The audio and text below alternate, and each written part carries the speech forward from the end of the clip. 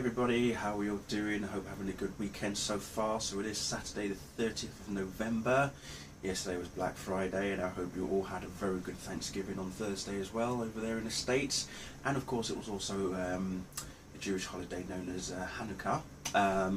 It's interesting how both of those holidays merged together this year, and the next time it's going to happen is going to be for another 70,000 or so years. So I hope you enjoyed it whilst you can. Anyway, right, let's get cracking. It is review time for episode 9 of Agents of S.H.I.E.L.D. And this episode is titled Repairs.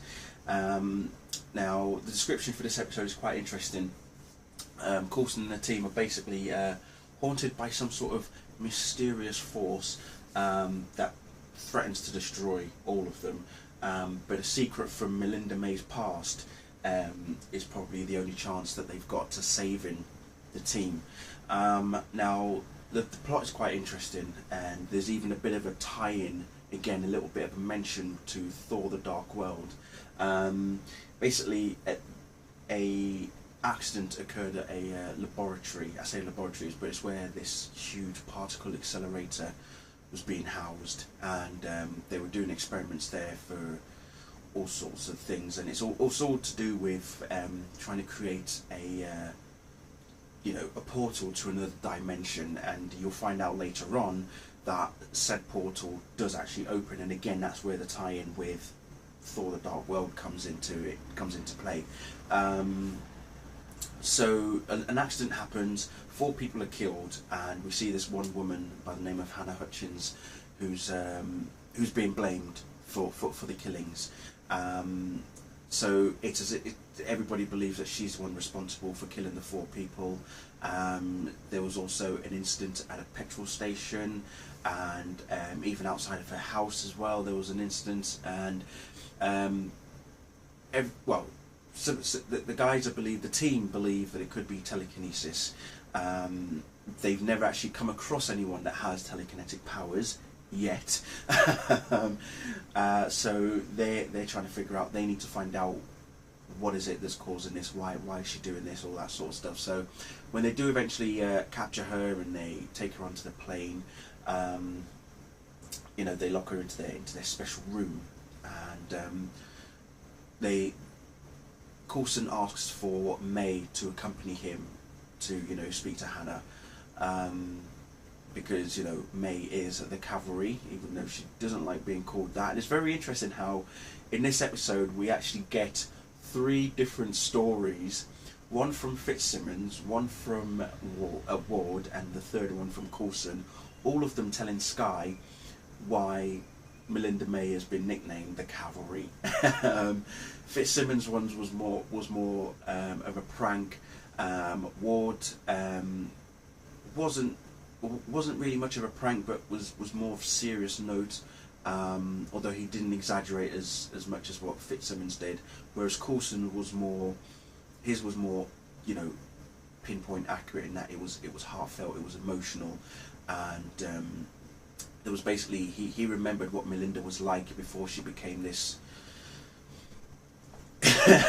how can I put it, not emotionless person, but just very stoic in certain ways, and just she wants to get the job done, but there's a part of her that Coulson believes he can bring back out, but we don't know if that's going to happen. But Coulson believes that he can make it happen, hopefully. So as I say, all these 3 different stories, and Sky's trying to believe which one's real. Then eventually, as I say, when Coulson tells her his version, she believes that's the true version there. So anyway, so as I say, back to the character of Hannah. So she's on the plane with them, and then next thing you know, the power's gone out on the plane. Fitz, on the other hand, Fitzsimmons are actually trying to do a prank on Sky, which is where they talk about the story about Melinda and her being the cavalry to begin with, and then they were going to try and play another prank later on, which didn't happen. But as the episode goes on, you actually find out that Hannah doesn't have any powers whatsoever. Although there is a bit of a religious sense, she does have a faith. She has a faith in God, and she believes that she's been punished by God. for all the things that have been happening.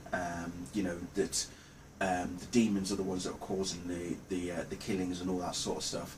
But we soon find out that what actually happened was that one of the technicians at the lab who died, whilst he died, at the same time he hasn't died. He has the ability to, in essence, not teleport but phase in and out between this dimension and the other dimension that was accidentally opened during the explosion that killed him and 3 other people at the lab. So he's phasing in and out, and he has the ability to literally phase so instantly that you would think he was a ghost.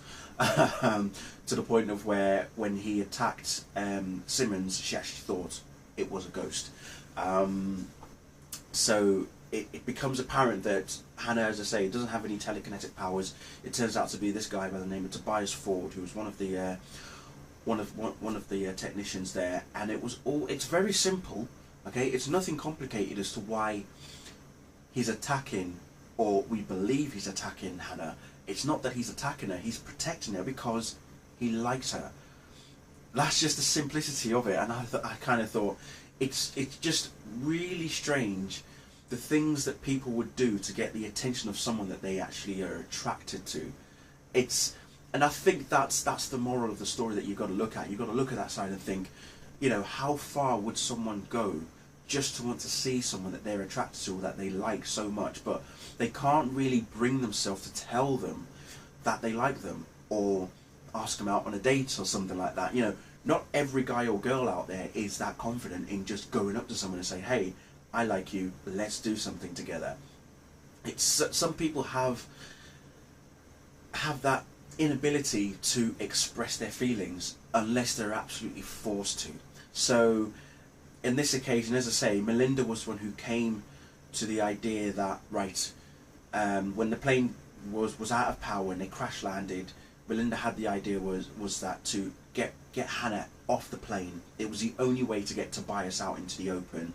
And she completely talked him down to that, you know, if he cares so much about Hannah, he's got to let her go. And seriously, when you see the interaction that she has with him, and she even held up, I mean, Melinda's awesome. She holds up her own. Doesn't matter how big the character is or how difficult the character might be, whoever she's up against, she will take them down.